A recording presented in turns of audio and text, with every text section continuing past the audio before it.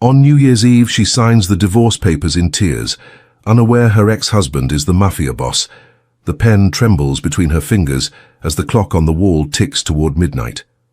Outside the window of her small Brooklyn apartment, fireworks begin to explode across the Manhattan skyline, painting the sky in bursts of gold and crimson. But Elena Martinez feels nothing, not the celebration, not the promise of a new beginning, only the weight of an ending she never wanted. The divorce papers sit on the kitchen table already signed by him. His signature is sharp, decisive, final, just like everything else about Dominic Castellano. She remembers the day she met him 7 years ago at a coffee shop in Greenwich Village. He was wearing a simple grey sweater reading a book about architecture. Nothing about him suggested danger.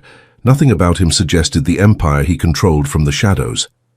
She met him when she was 23, fresh out of nursing school, working double shifts at a Manhattan hospital. He walked into her life like a quiet storm, all calm words and intense eyes. He told her he worked in real estate, import and export, family business.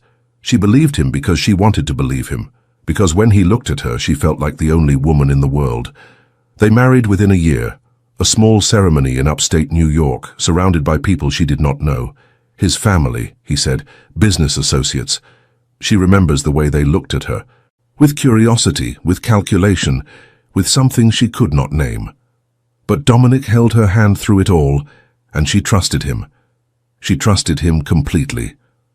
For 5 years, they built a life together in a brownstone in Park Slope. She continued working at the hospital. He continued his mysterious meetings, his late-night phone calls, his trips that lasted days without explanation. She learned not to ask questions. She learned that some doors in their home were always locked.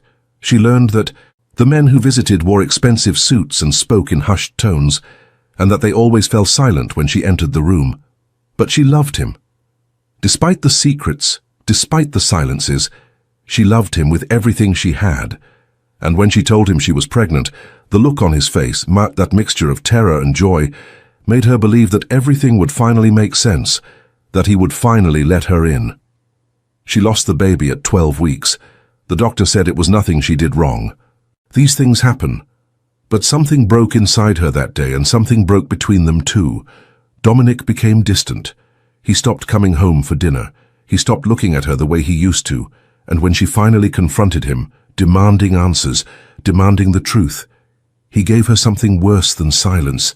He gave her the divorce papers. That was 3 months ago. For 3 months, she has been living in this tiny apartment, working extra shifts to afford the rent, trying to rebuild a life that feels like borrowed clothes. Her friends tell her she is better off. Her mother tells her she deserves someone who can give her a normal life. But Elena does not want normal. She wants answers. She wants to understand why the man who promised to love her forever walked away without explanation. The pen hovers over the signature line. Her name, her consent, her surrender. Outside, the countdown begins. 10, 9, 8. She thinks about the last time she saw him. 2 weeks ago, when he came to collect the rest of his things. He stood in the doorway of this apartment, looking at her with eyes that held something she could not read. Regret, maybe. Or resignation. He opened his mouth as if to speak, but no words came. And then he was gone, leaving behind only the scent of his cologne and the ghost of everything they had been. 7, 6, 5. Elena signs her name. The ink bleeds into the paper like a wound that will never heal. 4, 3, 2, 1. Happy New Year. The fireworks reach their crescendo, filling the sky with light and sound. Elena sits alone at her kitchen table, the signed papers before her, tears streaming down her face. She does not know that across the river, in a penthouse overlooking Central Park, her ex-husband is watching the same fireworks with the same broken expression.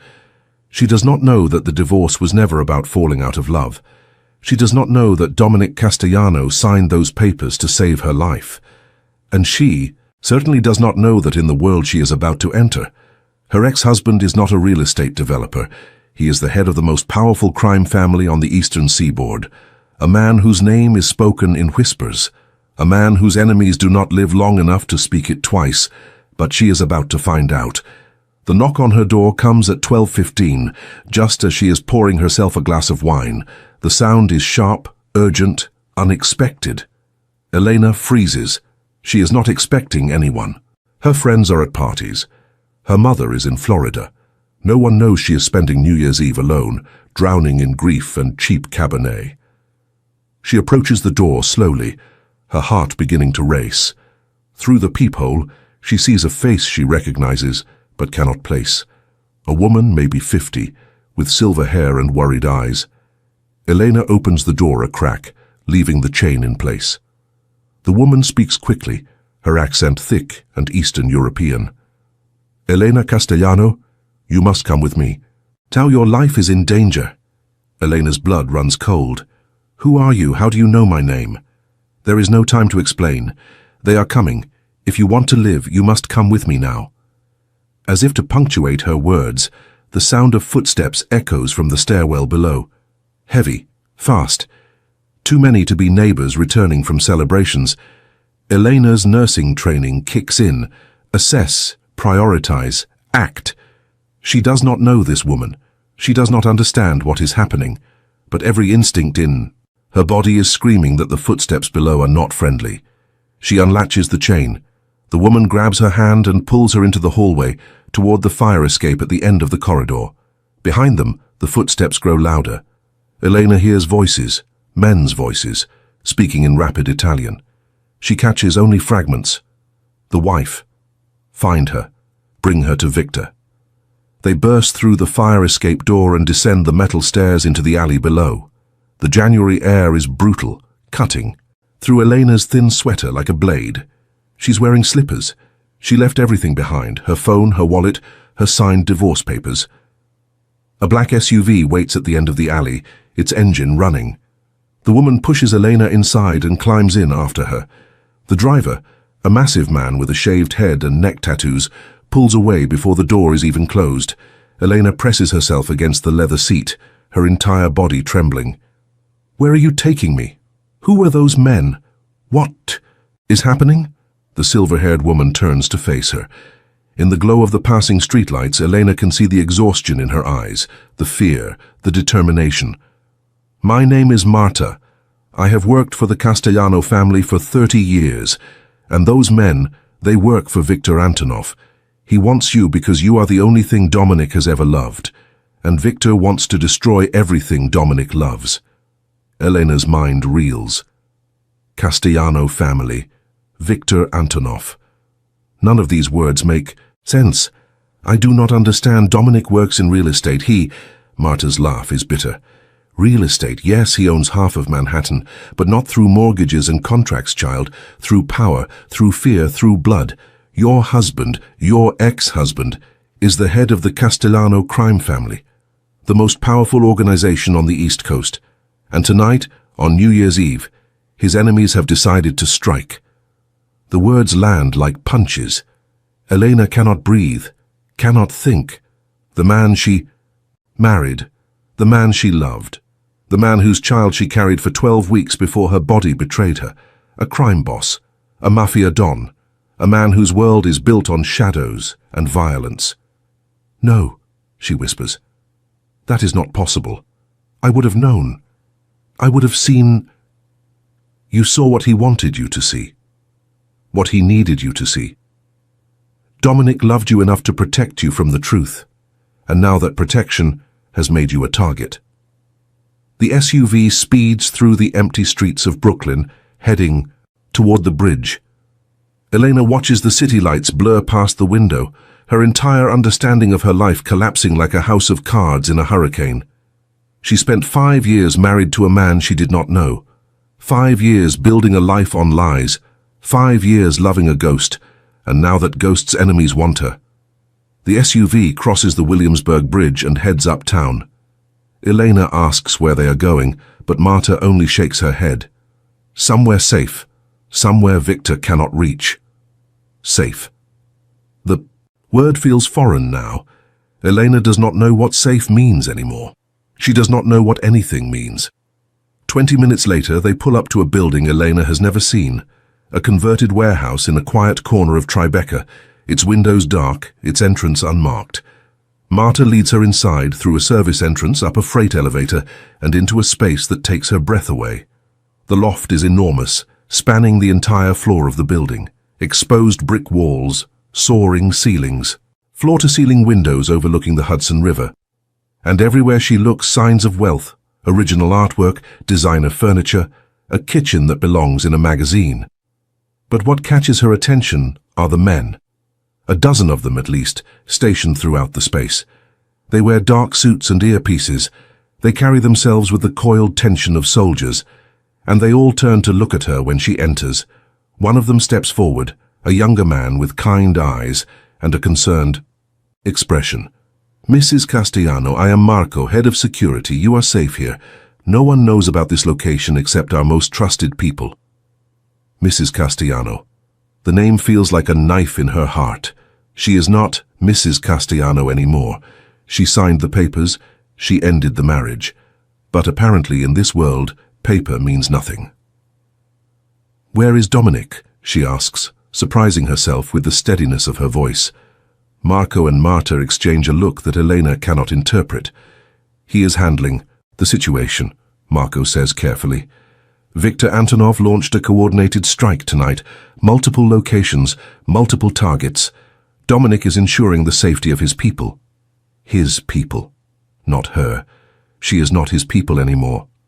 "I want to see him." "That is not possible right now. For your safety and his, it is better if—" "I do not care what is better." Elena's voice rises. The shock is giving way to anger now. "I spent 5 years married to a man who apparently runs a criminal empire. I just fled my apartment in my slippers because men with guns were coming to kidnap me. I think I have earned some answers." The room falls silent. The security team shifts uncomfortably. Even Marta looks uncertain. And then a voice comes from the shadows near the window. Deep, familiar, haunted. "You deserve more than answers. You deserve the truth. All of it." Elena turns. And there he is, Dominic Castellano, her ex-husband, the man she loved, the man she lost, the man she never really knew. He steps into the light, and she sees him clearly for the first time since he walked out of her apartment 2 weeks ago. He looks older, tired. There are shadows under his eyes and tension in his jaw. He's wearing a dark suit, impeccably tailored, but there is something different about the way he carries himself now, something harder, more dangerous. This is not the man who brought her coffee in bed on Sunday mornings. This is not the man who cried when she told him she was pregnant.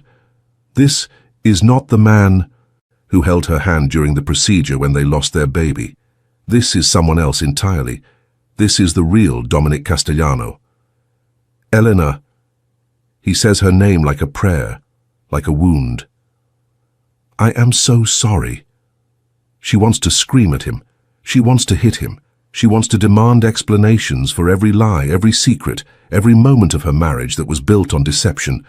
But all she can do is stand there, trembling in her slippers, and ask the only question that matters. Why? Dominic crosses the room slowly, as if approaching a wounded animal.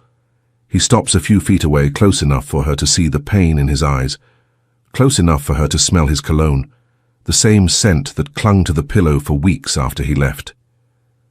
"Because I loved you," he says quietly. "Because I still love you.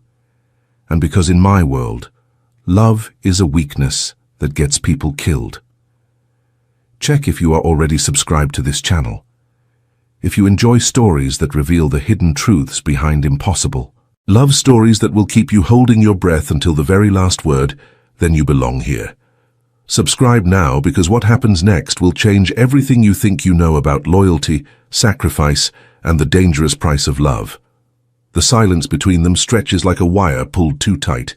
Elena stands in the middle of the enormous loft, surrounded by armed men and expensive furniture, facing the man who was supposed to be her forever. The man who turned out to be a stranger. Dominic waits. He has always been patient. It is one of the things she used to love about him, the way he could sit in silence without needing to fill it with words. But now that patience feels different, calculated, strategic. "Tell me everything," she says finally, "from the beginning." He nods slowly, gesturing toward a seating area near the windows. The security team melts into the background, giving them privacy while remaining alert. Marta brings coffee, strong, black, the way Eleanor always takes it. Even now, even in the midst of chaos, the small kindness threatens to undo her.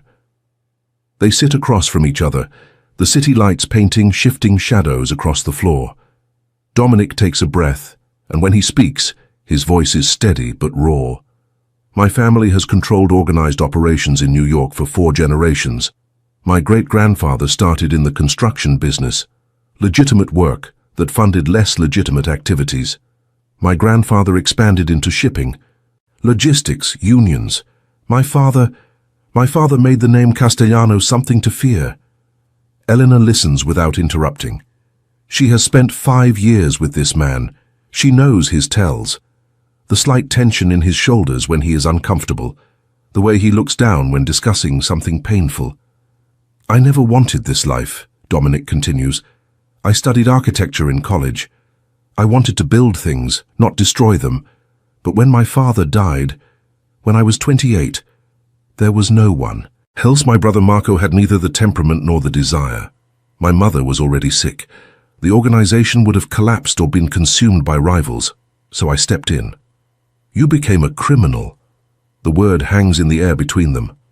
Dominic does not flinch. "Yes, I became a criminal. I took over an empire built on fear and force. I made decisions that would horrify you. I ordered things that I cannot take back, and I learned to live with it because the alternative was worse." "What?" "Its alternative? War, chaos, the destruction of everything my family built and everyone who depended on it. We employ thousands of people, Elena. Legitimate businesses, charitable foundations, community programs. For every illegal operation, there are 10 legal ones that would collapse without the structure we provide. I told myself I was protecting something larger than myself. I still tell myself that."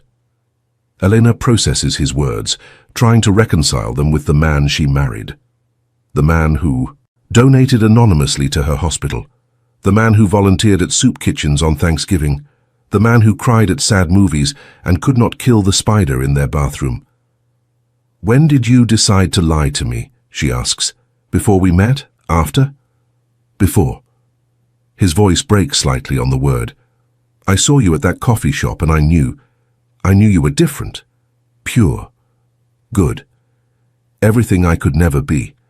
And I told myself I would just talk to you. Just one conversation.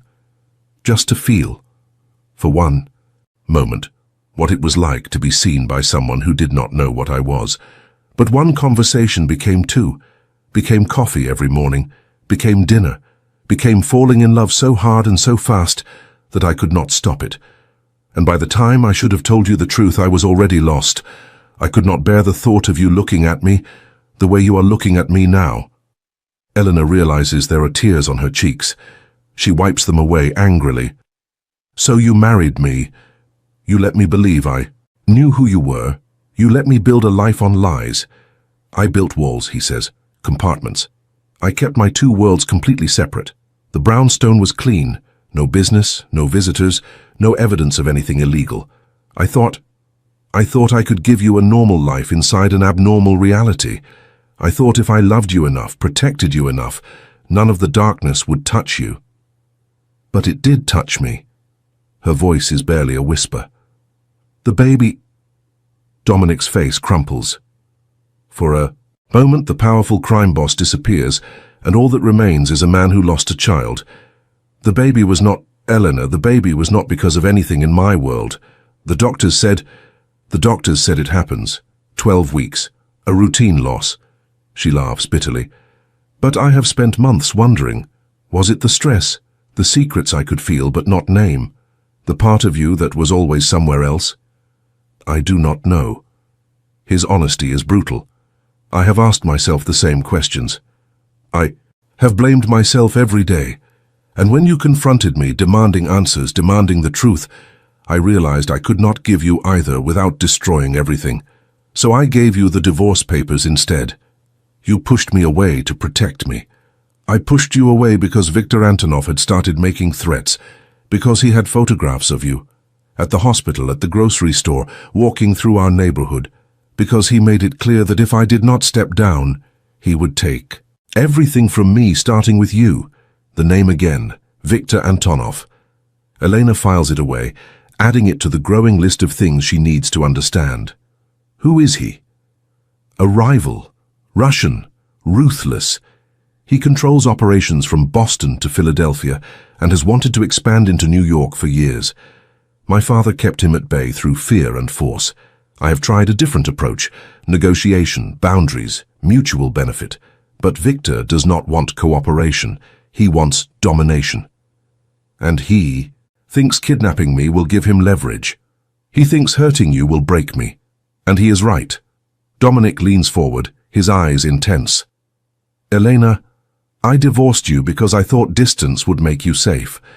I thought if you were no longer Mrs. Castellano, if we were legally separated, Viktor would have no reason to target you. I was wrong.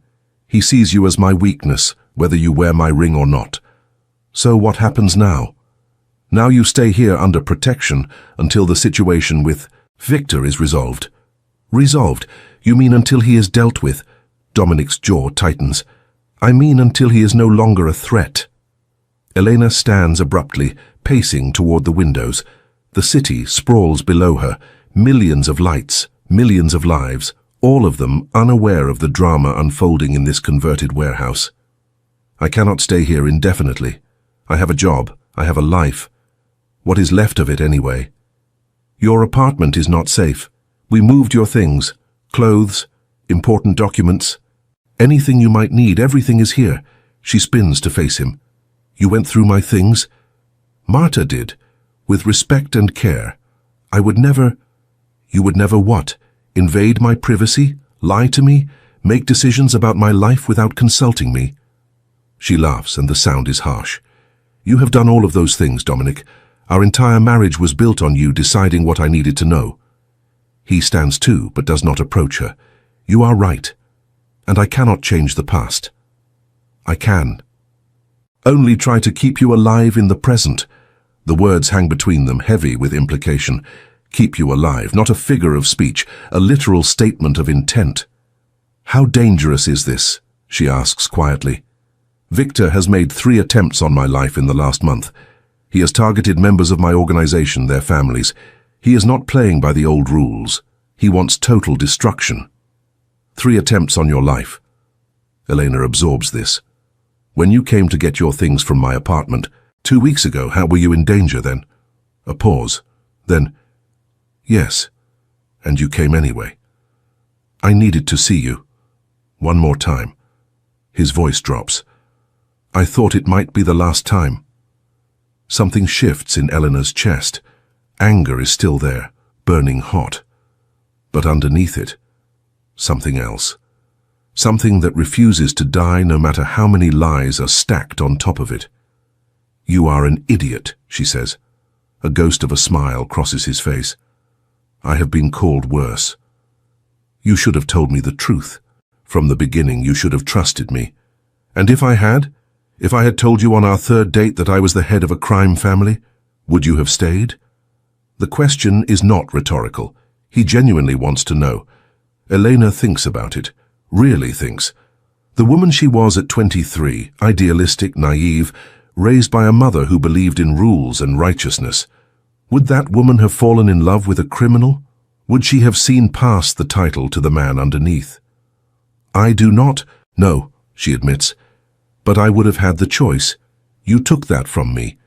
I know, and I will spend the rest of my life trying to earn your forgiveness. The rest of your life might not be very long if Viktor Antonov has his way. Then I will spend whatever time I have left. They stand there, separated by feet that feel like miles. The security team moves quietly in the background. Somewhere in the city, a war is brewing that Elena cannot see, but can almost taste in the air. What do you need me to do? She asks finally. Stay here, stay safe, let my people protect you. And you? I have work to do. He moves toward the door, and something in Elena refuses to let him leave. Not like this. Not with everything still unresolved between them. Dominic, he stops, turning to face her. Thank you for getting me out tonight, for having people watching over me even after... I never stopped watching over you, Elena. The divorce changed the paperwork. It did not change how I feel. And then he is gone, leaving her alone with her thoughts and a dozen armed guards and a completely shattered understanding of her own life. The next few days pass in a strange rhythm. Elena explores the loft, finding it stocked with everything she could need. Her clothes from the apartment, her favorite books, even the expensive face cream she allows herself as a monthly indulgence. Marta becomes her primary companion, a constant presence who provides both company and information. The older woman has been with the Castellano family since before Dominic was born.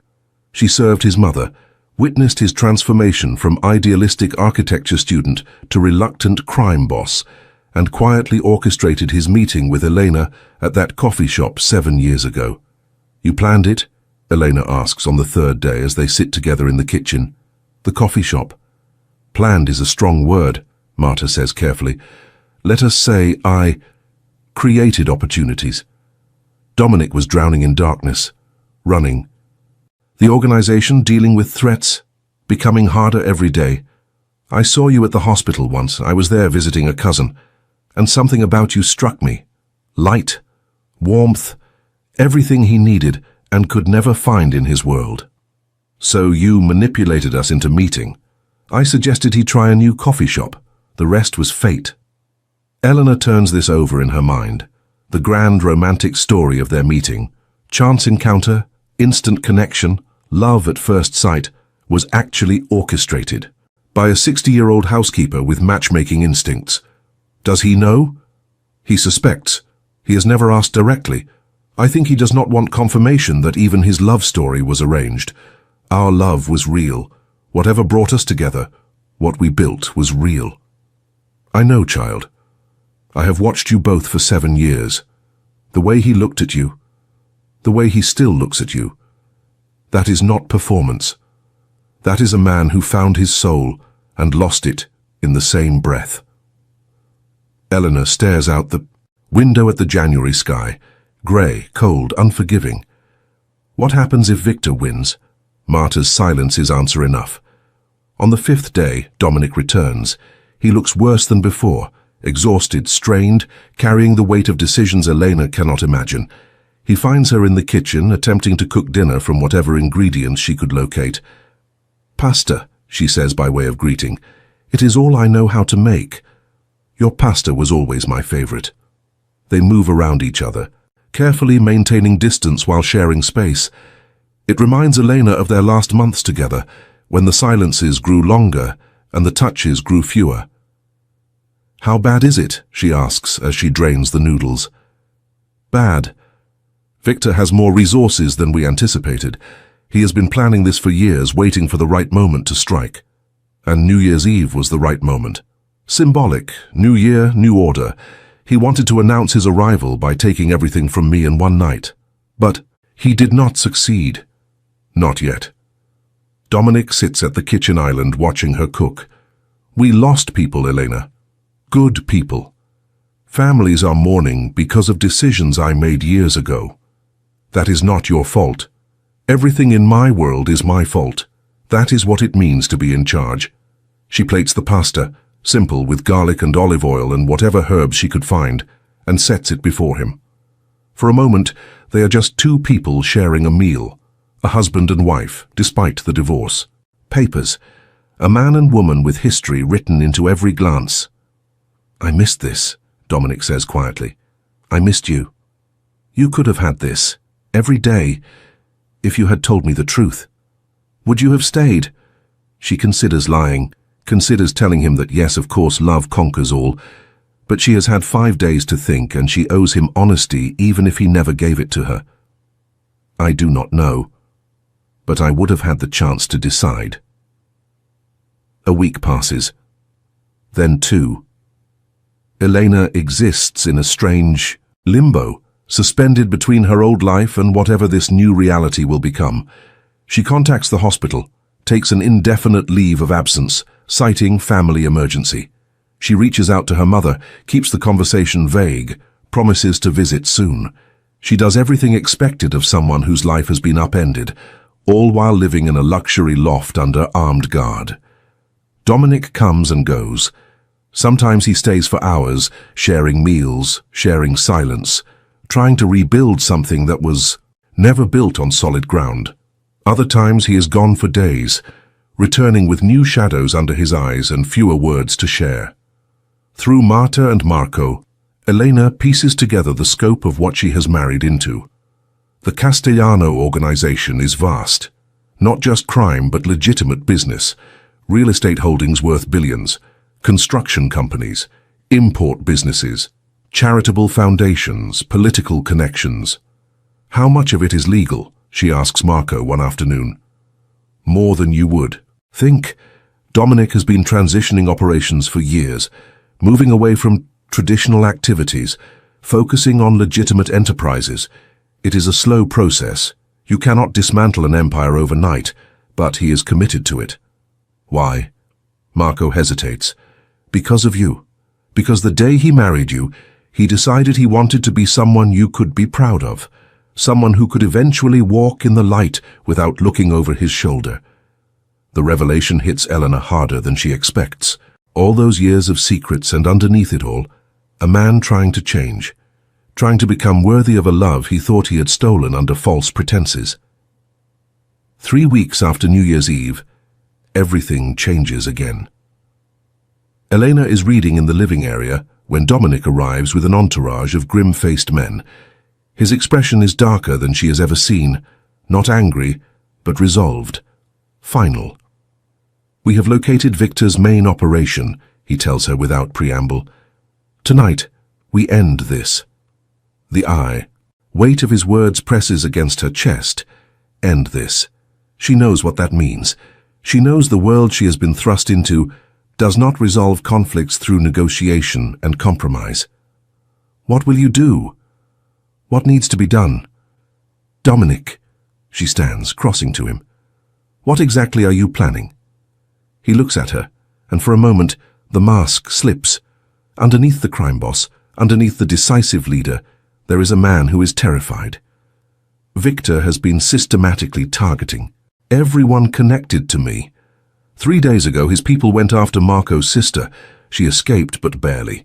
Yesterday, we intercepted a plan to attack the children's wing of a hospital where I serve on the board, simply because I fund it.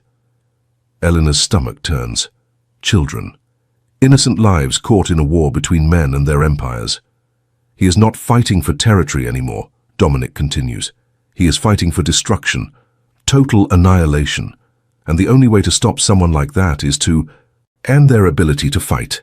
You mean end them? A muscle in his jaw tightens. Yes. She should be horrified. The woman she was before, the nurse who believed in healing, in second chances, in the fundamental goodness of human beings, would be horrified. But she has spent 3 weeks in this world now. She has heard the stories, seen the evidence, felt the weight of what Victor Antonov represents, and somewhere deep inside her, in a place she did not know existed, she understands. I want you to come back, she says quietly. Whatever happens tonight, whoever you become to do what needs to be done, I want you to come back. Dominic's breath catches. Elena, I am not saying I forgive you. I am not saying we can rebuild what was broken. But I am saying that I do not want to live in a world where you do not exist. So whatever you do tonight, make sure you survive it. He takes her face in his hands, the way he used to do when they were newlyweds, when the world was simple, and their love was the only thing that mattered. His thumb traces the curve of her cheekbone, memorizing her features as if he might never see them again. I love you, he says.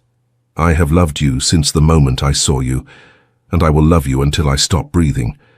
Everything I have done, the lies, the divorce, the distance, it was all to protect this, to protect you. Because you are the only good thing I have ever had, and I would burn the world to keep you safe. Tears spill down her cheeks. She does not stop them. Then burn it. and come home. He kisses her forehead, soft and lingering, and then he is gone, surrounded by his men, heading toward a confrontation that will define everything. Eleanor stands in the empty loft, listening to the silence. The hours that follow are the longest of her life. She cannot eat, cannot read, cannot focus on anything except the clock on the wall and the phone in her hand that refuses to ring. Marta sits with her, knitting in the corner, providing presence without pressure. The security team moves through their rotations, professional and alert. At midnight, Marco's radio crackles. Elena's head snaps up, her heart hammering. She cannot hear the words, but she watches Marco's face for any sign of what has happened. Relief. That is what she sees. Overwhelming, bone-deep relief. He is safe, Marco tells her. It is over. Victor is no longer a threat. Eleanor does not ask for details. She does not want to know exactly what happened in the darkness of this January night. She only wants one thing. When will he be back? A few hours. There are matters to handle, authorities to manage, but he will be here before dawn. She nods, sinking onto the couch, her entire body trembling with released tension. It is over. Whatever it was, however it happened, it is over. Marta brings her tea. The security team relaxes slightly. The city outside the windows continues its indifferent spinning, unaware that empires have shifted in the shadows. At 4 in the morning, the elevator doors open. Dominic steps out alone. He looks like a man who has walked through fire, exhausted, haunted, but alive. So alive. Elena rises from the couch and crosses to him without thinking. She wraps her arms around him, pressing her face against his chest, feeling his heartbeat against her cheek. He holds her tightly, burying his face in her hair, and they stand there, in the grey pre-dawn light, saying nothing. Words are not necessary, not yet. For now there is only this, two broken people holding each other together. If you are watching this and feeling something right now, something in your chest that you cannot name, then leave a comment with the words, "Love survives everything." Let me know that you understand what it means to find hope in the darkness. The weeks following Victor's defeat pass in a strange kind of healing. Elena learns more about Dominic's world, not the violent parts, but the intricate systems that keep everything running. The legitimate businesses that provide jobs for thousands, the charitable foundations that fund hospitals and schools, the political connections that could be used for corruption but are instead leveraged for community improvement. She sees a different side of her ex-husband, the leader who commands respect not through fear but through fairness, the strategist who thinks 10 moves ahead, the man who remembers every employee's name, asks about their families, attends their children's graduations. "This is not what I expected," she admits one evening, after watching him spend 3 hours in a community center teaching chess to kids from underprivileged neighborhoods. "What did you expect?" Scarface, The Godfather, darkness and violence and moral bankruptcy. Dominic's laugh is tired but genuine. "Hollywood has done my profession no favors. Yes, there is darkness. Yes, there are things I have done that I cannot take back. But there is also this community, responsibility, the understanding that power without purpose is just destruction." "You sound like a philosophy professor. I studied philosophy for 2 years before switching to architecture, occupational hazard." She is beginning to see him clearly for the first time. Not the man she married, the carefully constructed facade of normalcy, not the crime boss, the cold figure of power and violence, but the actual human being underneath, with all his contradictions and complications. He is trying to be better, has been trying for years. The transition toward legitimate business, the philanthropic work, the careful distancing from the darker aspects of his inheritance, all of it has been a slow, deliberate march toward redemption. And she realizes with something approaching wonder that she was part of that journey. Her presence in his life, her love, her belief in him, these things gave him something to change for. "I want to help," she says one morning, surprising them. Both. "Help how?" The foundation work, the medical outreach. You fund a mobile clinic that serves underserved neighborhoods.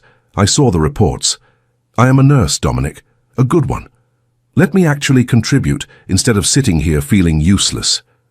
He stares at her for a long moment, something shifting behind his eyes. You would do that, knowing where the money comes from? The money is transitioning to legitimate sources. You told me that. And even if it were not, those kids need medical care. Those families need help. The source of funding does not change their need. That is a very pragmatic moral position. I have had a lot of time to think about morality lately. It is more complicated than I was raised to believe. The mobile clinic becomes her anchor. 3 days a week, Elena rides in a converted bus through neighborhoods most people avoid. She treats minor injuries, administers vaccinations, provides basic health education. The work is exhausting and heartbreaking and profoundly satisfying. She sees up close what the Castellano resources can accomplish. Medical supplies that appear without paperwork, medications that would cost families their entire savings, provided free, social workers who connect people with housing and food assistance. A network of support that operates outside official channels, but delivers tangible results. This is what you meant, she tells Dominic one evening, returning home exhausted but fulfilled. About power without purpose, being destruction. You have been building purpose into your power. Trying to, it is not enough, it will never be enough. But it is something. She kisses him. Not the desperate, grief-soaked kisses of their reunion, but something softer, a choice rather than an impulse. It is something, she agrees. February melts into March, the city thaws, and something between them thaws as well. They are not back together, not officially, not legally. The divorce papers remain signed, filed, finalized. But Elena has stopped sleeping in the guest room. She has stopped calling him her ex-husband. She has stopped pretending that the connection between them can be severed by paperwork. One evening, Dominic finds her on the rooftop terrace, watching the sunset paint Manhattan in shades of gold and amber. I have something to tell you, he says, sitting beside her. Her stomach tightens. In her experience, that phrase never precedes good news. Victor's network is completely dismantled. His former operations have been absorbed or eliminated. There are no active threats against you anymore. She processes this. So I can leave, go back to my apartment, resume my normal life. Yes. The word hangs between them. She could leave. She could return to the tiny Brooklyn apartment and the extra shifts and the lonely nights, wondering where everything went wrong. She could pretend the last 2 months never happened. Is that what you want? She asks. No. His voice is raw. What I want is for you to stay. What I want is to spend every morning watching you drink your coffee and every night falling asleep beside you. What I want is to earn back what I destroyed through 5 years of lies. But you are giving me the choice. I should have given you the choice from the beginning. It is the only thing I can offer now. Eleanor looks out at the city that has become her home, the city that hides empires in its shadows, the city where she fell in love with a man she did not know, and somehow loves him still. I want to stay, she says, but I want things to be different. No more secrets, no more locked doors. If I'm going to be part of your life, really part of it, then I need to know what that means. Everything. I will tell you everything, show you everything, whatever you want to know. Even the parts you're ashamed of? Especially those. She reaches for his hand, threading her fingers through his. Then I will stay, and we will figure out the rest together. The months that follow are an education. Elena learns about supply chains and logistics and the delicate balance of power that keeps the city running. She attends meetings, not the violent ones, those are increasingly rare, but the business meetings, the foundation board meetings, the community planning sessions. She meets the people who work for Dominic, not the soldiers and enforcers of popular imagination, but lawyers and accountants and business developers, men and women who have families, who coach little league teams and volunteer at soup kitchens, people who are trying, like Dominic, to build something legitimate from foundations laid in shadow. "You are changing them," Marco observes one afternoon. "The organization, the way we operate. Your presence changes the calculus." "How so?" "Before you, Dominic was focused on survival, maintaining power, eliminating threats. Now he talks about legacy, about what happens after, about building something that can exist in the light. That seems like a lot to attribute to one person. One person can change everything. You of all people should know that." In May, Dominic asks her to marry him again. They are in the brownstone, their brownstone, the house they shared during their first marriage. It has been renovated, cleansed of whatever ghosts lingered in its rooms. Fresh paint, new furniture, a feeling of beginning rather than ending. He does not get down on one knee. That feels too performative, too borrowed from someone else's love story.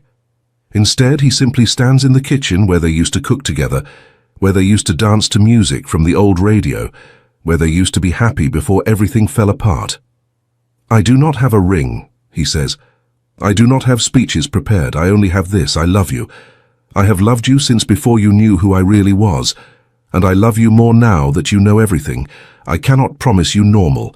I cannot promise you safe, but I can promise you honesty from this moment forward, and I can promise you that every day of my life will be dedicated to deserving you."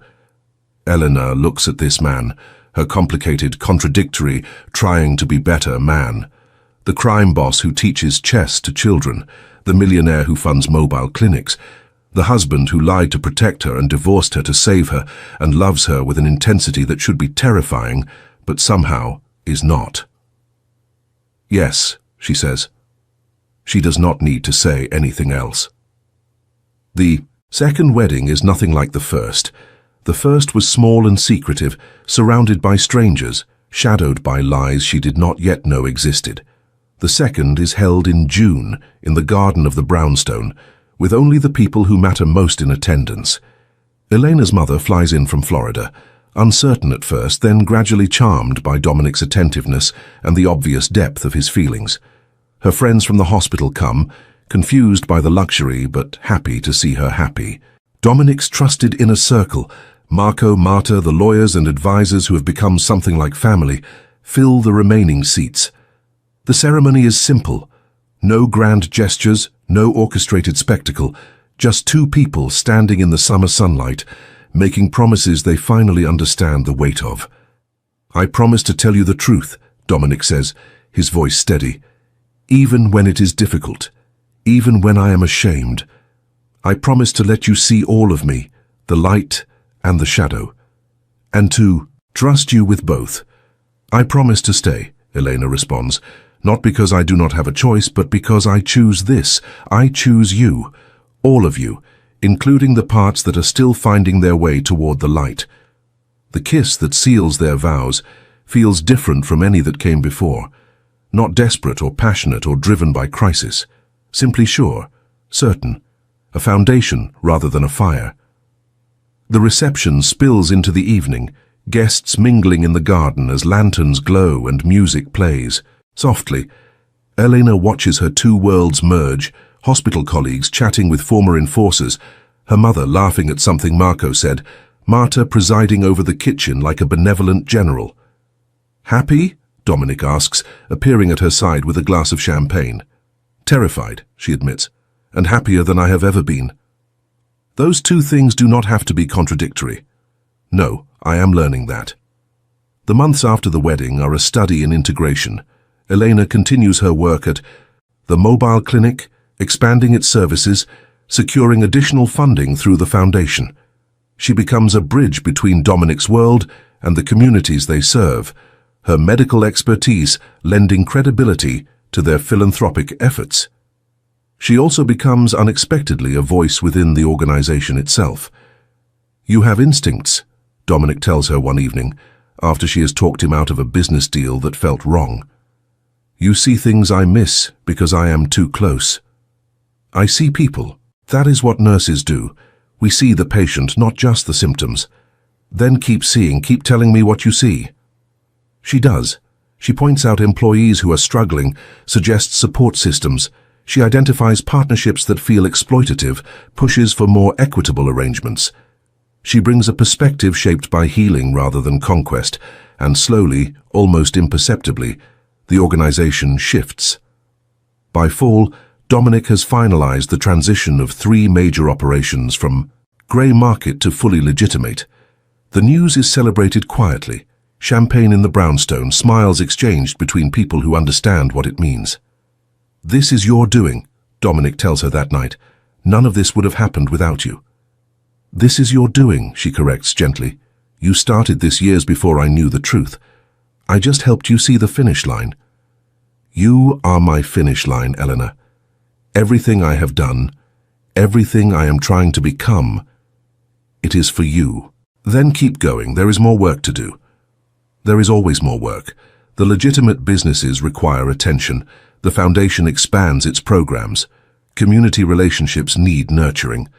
Elena finds herself becoming a public face of sorts, the wife of a prominent businessman and philanthropist, which is how Dominic is increasingly known outside certain circles. She gives interviews about the mobile clinic. She speaks at charity events. She learns to navigate a world of wealth and influence that feels alien but is beginning to feel like home. And through it all, she holds on to the truth that most of these smiling donors and earnest reporters will never know. That underneath the polished public image lies a more complicated history. That redemption is not a destination but a daily choice. "Do you ever regret it?" she asks Dominic one night after a particularly exhausting gala. "The truth, I mean. Telling me everything, letting me into your real world."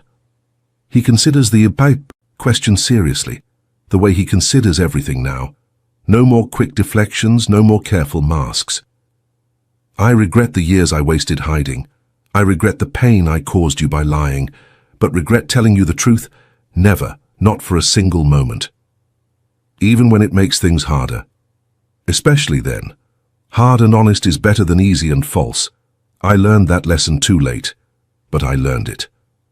In December, almost a year after that terrible New Year's Eve, when Elena signed divorce papers, in tears, she gives Dominic a gift that changes everything again. A positive test, 2 lines. A future neither of them dared to hope for after the loss that shattered them both. "Are you sure?" Dominic asks, his voice barely a whisper. "After everything? After what happened before? I'm sure." Elena takes his hands, places them against her still flat stomach. "It is early. Anything could happen. But I wanted you to know. I wanted us to face it together this time. No secrets." He falls to his knees, pressing his forehead against her belly, and she feels his tears soaking through her shirt. "I will protect you," he murmurs. "Both of you. I will protect you with everything I have." "I know," she says, stroking his hair. "But you do not have to do it alone anymore. We protect each other now." The pregnancy proceeds cautiously. Elena reduces her hours at the clinic. Dominic reduces his travel. They attend every appointment together, hold their breath at every milestone, dare a little. More hope with each passing week. At 12 weeks, the point where they lost their first, they wait in the doctor's office for results that will determine whether they can finally exhale. The heartbeat is strong. The development is normal. All signs point toward a healthy pregnancy. Elena cries. Dominic cries. The doctor tactfully excuses herself to give them privacy. "We made it," Elena whispers. "The baby made it. Because of you. Because you are the strongest person I have ever known. Because of us. Because we finally stopped keeping secrets and started fighting together." The baby arrives in July, in the middle of a heat wave that has the entire city melting. Elena labors for 18 hours, Dominic beside her through every moment. He holds her hand during contractions, feeds her ice chips between them, tells her stories about their future that she cannot quite hear, but desperately needs. When their daughter finally emerges, screaming, healthy, impossibly perfect, the room seems to hold its breath. "She looks like you," Eleanor says, exhausted but radiant. "She looks like hope," Dominic responds. They name her Sophia, after Elena's grandmother. She has her mother's dark eyes and her father's stubborn chin. She is loud and demanding and absolutely, completely miraculous. The first months of parenthood are a chaos of sleepless nights and endless feedings. Dominic, who commands an empire, cannot command his daughter to stop crying at 3 in the morning. Eleanor, who manages medical emergencies with professional calm, cannot manage to shower before noon. They figure it out together. Tag-teaming night shifts, learning to swaddle from YouTube videos, accepting help from Marta, who moves into the brownstones' guest room and becomes an essential lifeline. "You are good at this," Eleanor tells Dominic one morning, watching him rock Sophia back to sleep after a feeding. "I have excellent teachers," he says, nodding toward her and Marta. "You have excellent instincts. She trusts you. She is the only person in the world who does not know who I was." His voice is soft. "To her, I am just her father. Nothing else." That is who you are becoming to everyone. The father, the husband, the businessman, the philanthropist. The person you are growing into is replacing the person you used to be. Is that enough? Can people really change that fundamentally? Eleanor considers the question. A year ago, she would have said no. She was raised to believe that people are fixed, predictable, defined by their choices and unable to escape them. But she has seen Dominic change, not in grand transformations, but in daily choices, choosing transparency over secrecy, choosing patience over anger, choosing to build rather than destroy. Change is not a single decision. It is 1,000 small decisions, made over and over, until they become habit and then character. "You are proof that they can," she says. Sophia's first Christmas is celebrated in the brownstone surrounded by the extended family they have built, Elena's mother, the clinic staff, Marco and the trusted members of the organization who have become genuine friends rather than obligatory colleagues. The house is full of noise and laughter and the controlled chaos of too many people who care about each other trying to fit into one space. Eleanor watches it all from the living room doorway, Sophia sleeping in her arms. "You look contemplative," Dominic observes, joining her. "I was thinking about last year, New Year's Eve, signing those divorce papers alone in my apartment while you were fighting a war I did not know existed." A lot can change in a year. Everything can change, if you let it, if you fight for it. He wraps an arm around her, pulling her and Sophia close. "What do you fight for?" he asks. "This, us, the family we are building, the future we are creating." "And what do I fight for?" "Redemption." She looks up at him. "You are still fighting for it. Every day, and every day you get a little closer. Will I ever reach it? I do not think redemption is a destination. I think it is a direction, and you are pointed the right way." The new year arrives quietly. No dramatic crises, no enemies at the gate. Just a family gathered in a warm house, counting down to midnight while a baby sleeps upstairs, oblivious to the passing of time. At midnight, Dominic kisses Eleanor, a soft, certain kiss that speaks of years still to come. Their guests cheer. Fireworks explode over the city. Somewhere a new chapter begins. "Happy New Year," Elena says. "Happy new life," Dominic responds. "It is not a perfect life. There are still complications. The past does not disappear just because you choose a different future. Business challenges, security concerns. The occasional reminder that Dominic's history includes chapters that cannot be erased.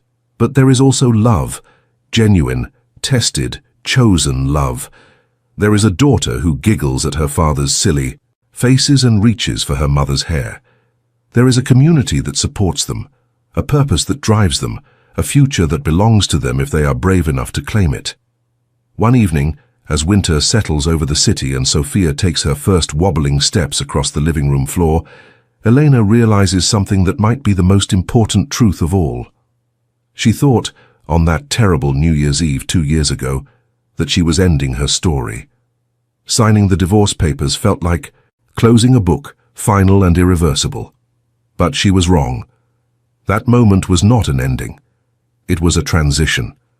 the painful, necessary passage from a life built on lies to a life built on truth.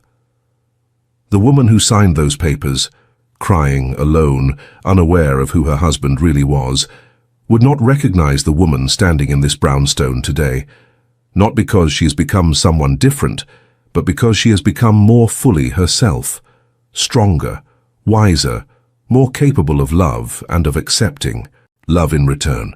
And Dominic, the crime boss who divorced his wife to save her, who fought a war while she slept peacefully unaware, who has spent every day since trying to become worthy of her forgiveness, he has changed too. The darkness is not gone. It will never be entirely gone. But it is balanced now by light, by purpose, by the daily choice to be better than he was yesterday. They are not a perfect couple. They still argue about small things and occasionally about large things. They still carry wounds from the lies that started their relationship and the truth that nearly ended it. But they are real, and they are together. And in a world full of fairy tales and fantasies, sometimes the most powerful story is simply this: two imperfect people trying their best, building something beautiful from broken pieces. If you have watched this far, it is because you felt something. You felt the weight of secrets and the liberation of truth. You felt the terror of losing everything and the miracle of finding it again. You are not just a viewer. You are part of this story now, so leave a comment saying, "I have watched this far, so I can get to know you and see who really enjoys the stories here on the channel." If this story touched your heart, click the like button. If you know someone who needs to hear that redemption is possible, share this video with them. And if you have not already subscribed, do it now. Because this is just the beginning. There are more stories waiting to be told. Stories of love and loss, of darkness and light, of ordinary people facing extraordinary circumstances and finding the courage to survive. This is where those stories live. This is where you belong. Subscribe, comment, like, share, and come back soon. Because the best stories are the ones we experience together. Sophia takes another step across the living room, tumbles into her father's waiting arms, and laughs with the pure joy of a child who has never known fear. Dominic catches Elena's eye over their daughter's head. In his gaze she sees everything, the apologies still unspoken, the gratitude that has no words, the love that survived lies and distance and divorce papers signed in tears on a New Year's Eve that seems now like it happened to someone else. "I love you," he mouths silently. "I know," she mouths back. Outside, the city hums with its millions of lives, its countless dramas, its endless beginnings and endings. But in this brownstone in Brooklyn, in this moment suspended between heartbeats, there is only this: a family, imperfect and real, holding on to each other and refusing to let go. The story does not end here. Stories never really end. They simply pause, waiting for the next chapter to begin. But if this chapter has taught us anything, it is this: sometimes the person you think you know is a stranger. Sometimes the ending you fear is actually a beginning. And sometimes, if you are brave enough to stay, to fight, to forgive, the love you thought you lost returns stronger than before. On New Year's Eve, she signed the divorce papers in tears, unaware her ex-husband was the Mafia boss. But that is not how her story ends. Her story ends with this: a house full of light, a child full of wonder, and a love that refused to die no matter how many times it was buried. Some stories are about escape. This one was about coming home. And home, Elena has learned, is not a place. It is a choice. It is a person. It is the moment you decide that the truth, however painful, is better than the most beautiful lie. She chose truth. She chose him. She chose this messy, complicated, impossible life, and she has never once regretted it. Not even for a moment. Not even when the nights are long and the doubts creep in, and the past whispers its warnings in her ear. Because every morning she wakes up next to a man who loves her without conditions. Every morning she hears her daughter's laughter echoing through halls that were once filled with secrets. Every morning she remembers that she is not just surviving anymore. She is living, fully, fiercely, finally. That is her story. That is their story. And now, in some small way, it is your story too. Thank you for being here. Thank you for listening. Thank you for believing that even in